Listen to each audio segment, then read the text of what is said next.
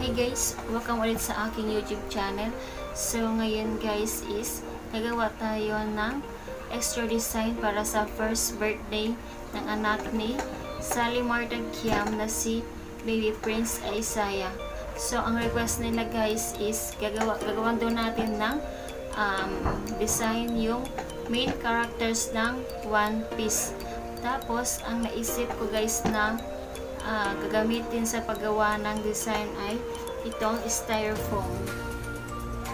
Tapos ang ginawa ko lang guys din sa mga main characters ng One Piece is nagprint na lang ako guys.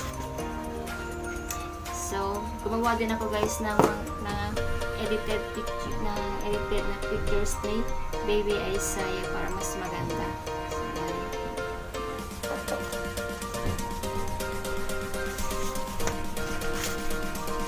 Ito talaga yung characters.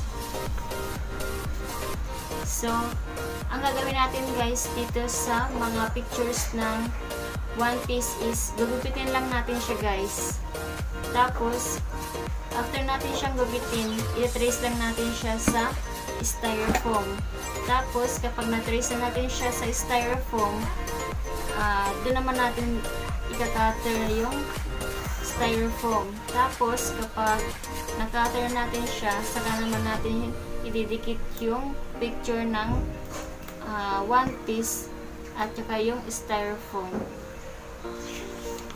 So, para makita nyo guys yung pinaka resulta ng design natin, wag nyo po guys i-skip yung videos.